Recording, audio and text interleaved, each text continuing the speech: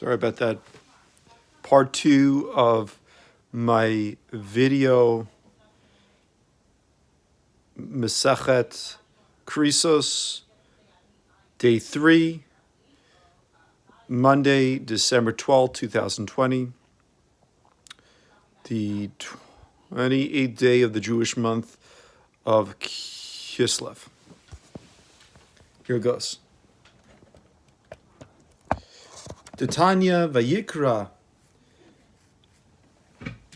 Tedvav Bet Mevasro Velo Machamat Onaso Umit Mitama Tame Briot Kivyomim Tanya Tla Hakatuv Et Hazachar Briot Vet Hanekeva Biyomim Vizava Matama Be'ones v'lo matama briot kivyomim. As it is taught in a Braita, the verse states, when any man has a discharge from its flesh, his discharge is impure. Leviticus 15:2. The term from his flesh teaches that the discharge is impure only if it is due to an internal cause, and not due to his accident. And furthermore, a zav becomes impure by 3 sightings. You already did this, okay.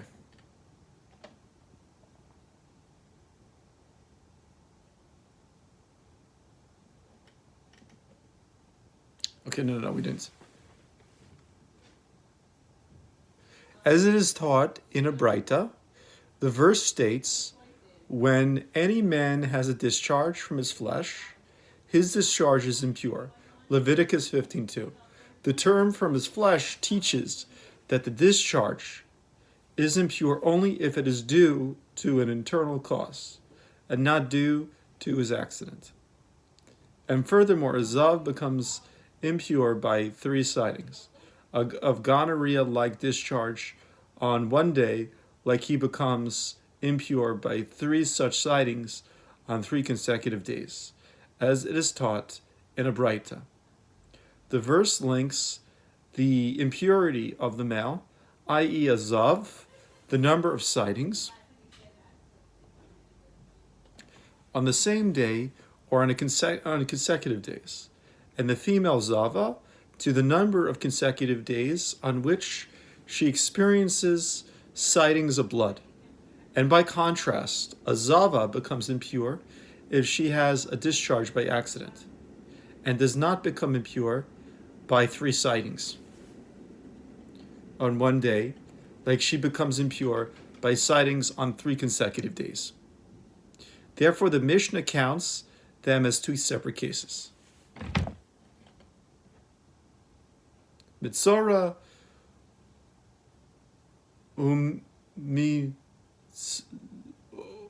orat nami chaloka tum atan lemitzora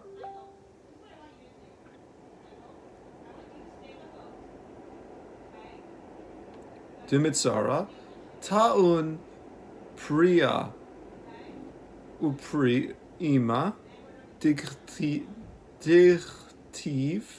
vayikra yud gimel ma memhe bigadav yu perumim v'resho yeh parua ve'asur b'tashmish hamita.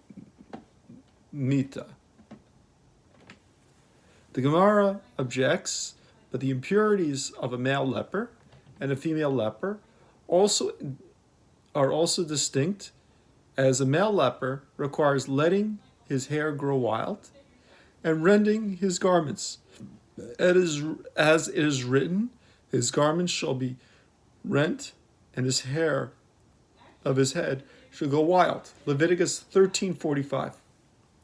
And he is prohibited from engaging in sexual intercourse.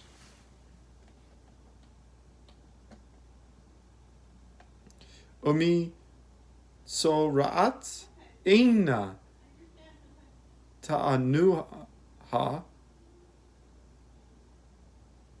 ta'ona priya ufrima titania ein li ella isha minyan kishuhu omer vayikra yud gimel memhei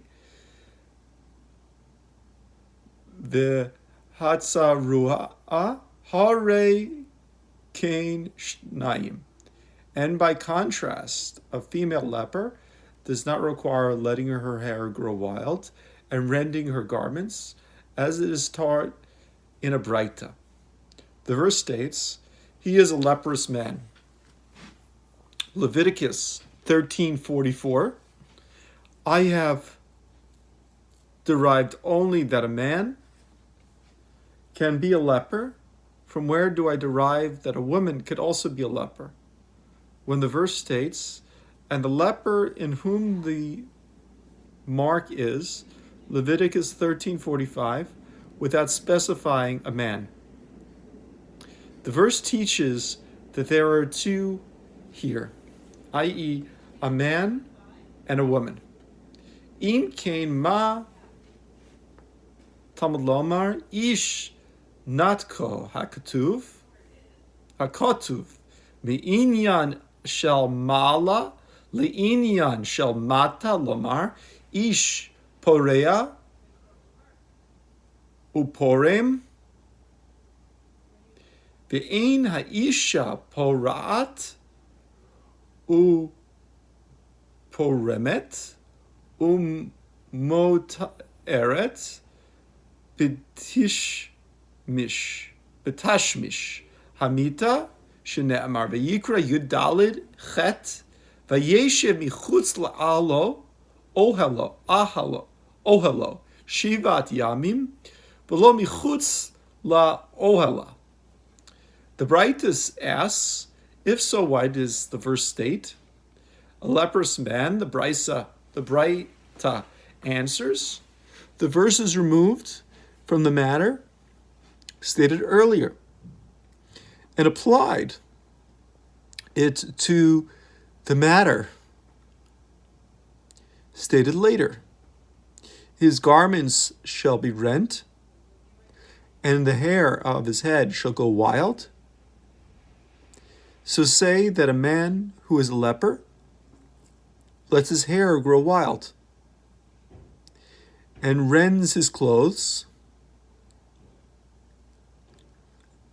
his garments, but the woman who is a leper does not need to let her hair grow wild and does not need to rend her garments. And a female leper is permitted to engage in sexual intercourse, as it is stated. And he shall dwell outside his tent for 7 days, Leviticus 14:8, and not outside her tent.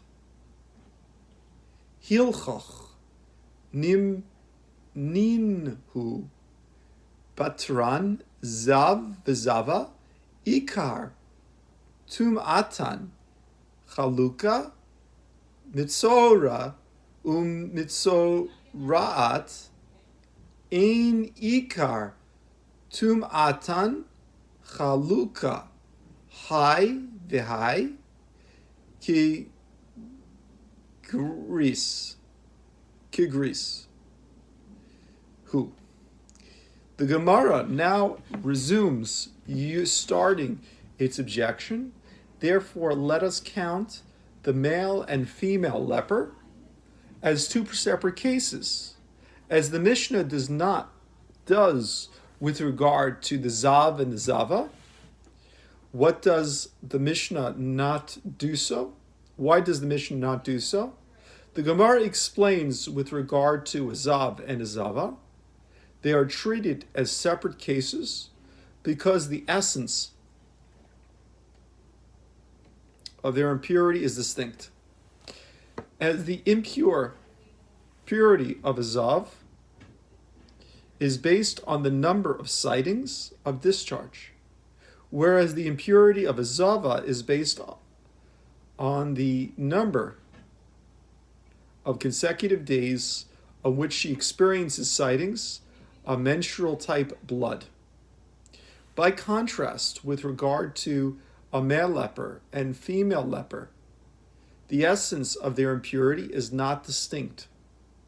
As in both this case of a male leper and that case of a female leper, the impurity is based on a leprous mark, which is at least the area of a split beam. Rav Eliezer ben Yaakov Omer, Ger mechoser kulei, v'tet kuf, my taima, what is the reason? Lo tani ger ki katani, mida'am, lemi yishrei lemechol, big odshim, ger ki ka, mite karban achshure nafshe, miel, lemeal, bikahal. The Mishnah teaches that Rabbi Eliezer ben Yaakov says a convert also lacks atonement until the priest sprinkles the blood of his offering on the altar on his behalf. The Gemara asks, and what is the reason that the first Tana does not also teach a convert? Why does the first Tana not include him in the list of individuals lacking atonement? The Gemara answers, when the first Tana teaches those individuals who lack atonement, he includes any matter where the atonement offering completes the process of purification, thereby permits the individual to partake of sacrificial meat. But when a convert brings his atonement offering, it is to qualify him to enter the congregation of Israel through marriage, not to permit him to partake in sacrificial meat. V'nazir mai ta'ama lo tani sof nazir nami ki mete karban li ish tarve limishte yayin dechulin hi hu. The Gemara asks, and what is the reason the first Tana also does not teach that a Nazirite lacks atonement? The Gemara answers ultimately as well, when a Nazirite brings his offspring, it is to permit him to drink non-sacred wine, not to permit him to partake of sacrificial meat. Rabbi Eliezer, the Katani, Nazir lemiyishrei nafshe nitne nami nazir tame ki ka mite karban limiechol aleha nizirut b'taharahi hu. The Gemara objects, and according to the opinion of Rabbi Eliezer ben Yaakov, who teaches a Nazirite in the Mishnah's list of those who lack atonement, because the Nazirite brings his offering in order to permit himself to drink wine. Let him also teach, i.e. include in the list of ritually impure Nazirite. The Gemara answers, a ritually pure Nazirite brings an offering in order to render an action permitted. And therefore Rabbi Eliezer ben Yaakov considers him lacking atonement.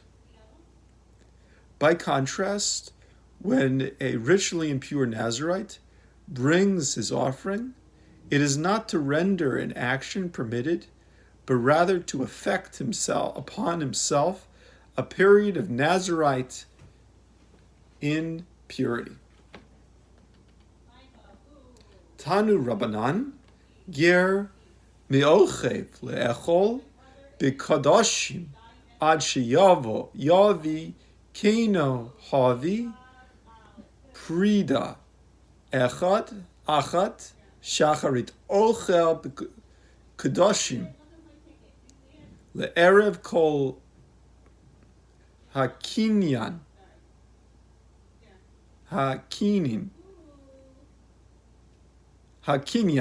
she b'Torah echad chatat the echad ola kan she tehen olot. With regard to the atonement, offering a convert, the stage is taught in a braita. A convert is precluded from partaking of sacrificial meat until he brings his bird's nest, i.e., his offering a pair of birds, either pigeons or doves. If he brought one young bird, perida, in the morning, he may partake of sacrificial meat in the evening, and may bring the second bird at a later time.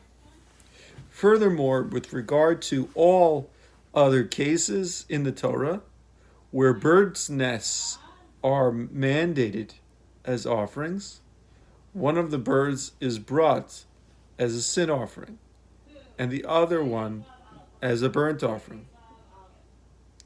But here, in the case of the convert, both of them are burnt offerings. Hey vichova. I better plug this in.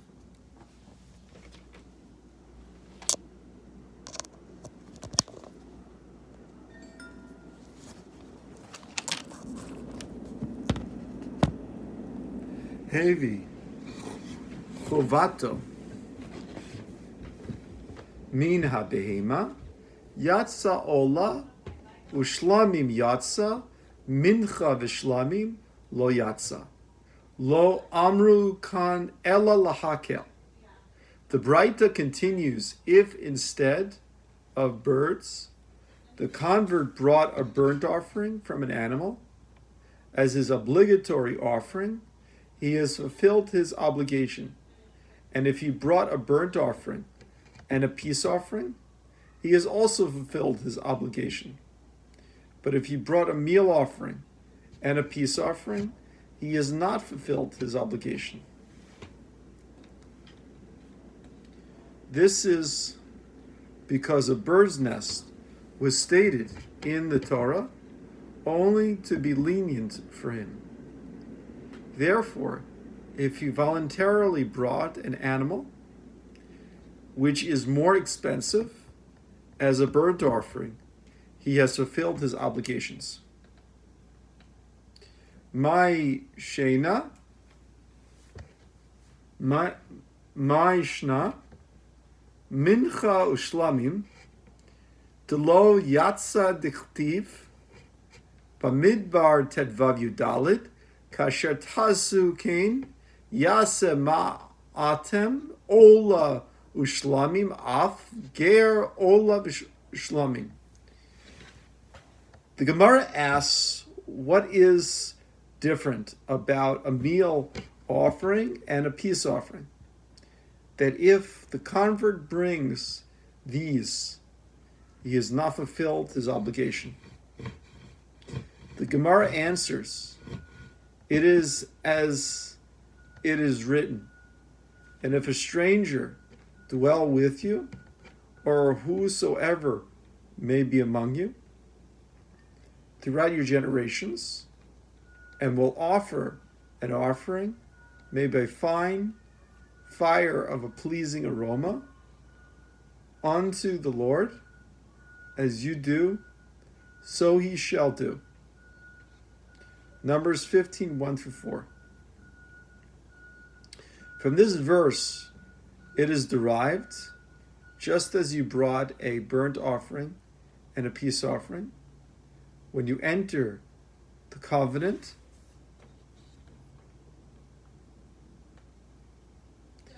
on Mount Sinai, as it is stated, and they sacrificed burnt offerings, and they sacrificed peace offerings, Exodus 24:5, so too a convert must bring a burnt offering and a peace offering. Aleph Kaf, Alkein, Chovato Achat Mina Behema, Lo Tisage Aleha, Begavaya,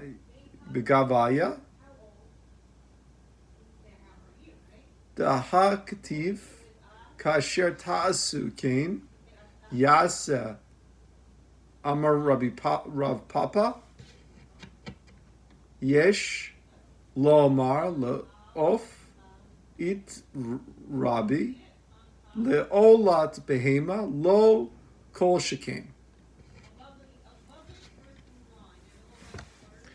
Now, the Gemara objects, if so, in a case where he brought one offering from an animal, from his obligation, that should not be enough for him, as isn't it written, as you do, so he shall do, which reaches that he must bring both a burnt offering and a peace offering. Why then does the Braita state that a single burnt offering from an animal is sufficient? Rav Papa says one could say that this is derived from an a fortiori inference. If a bird offering was included as an inexpensive way for a convert to fulfill his obligation, would the Torah not all the more so include a more expensive animal burnt offering? I hachi afilu mincha nami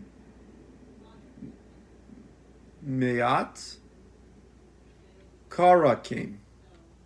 The Gemara objects, if so, then even a meal offering should fulfill the convert's obligation.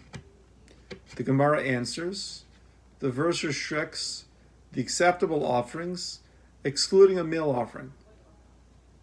As it states, just as you do, so he shall do, meaning that he must not do less than that. V'yov heicha it Rabbi, the Tana Rabbanan, kasher ta'asu kain yaseh, ma atem ola ushlamim, af hu ola ushlamim, shene'amar, bamidbar tedvav, kachem minyan l'rabot et ha'of Talmud lomar bamidbar tedvav yud isha reach nichoach ladonai eze diber shekulo la'Hashem have omer ola ta'of. The Gemara asks, when were a bird offering included as an option? The Gemara answers that this is as the sages taught in a Braita. The verse states, and you do, so he shall do, Numbers 15:1-4.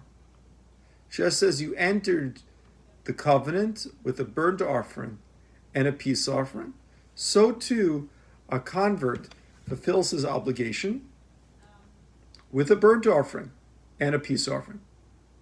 As it is stated, as you are, so shall the stranger be. Numbers 15:15. From where is it derived to include the opinion of the bird offering instead of an animal? The verse states, an offering made by fire of a pleasing aroma unto the Lord. Numbers 15:14. Which item is an offering? that is entirely for the Lord. You must say, this is referring to a burnt offering, which is entirely consumed upon the altar. 9a. Yachol she'ani miraba, afilu mincha talmud loma king. The Braita continues, one must have thought that I include as an option even a meal offering which would not be entirely consumed on the altar. Therefore, the verse states, so he shall do. To exclude a meal offering, Tanya Idoch Bamidbar Tedvav Yudalit,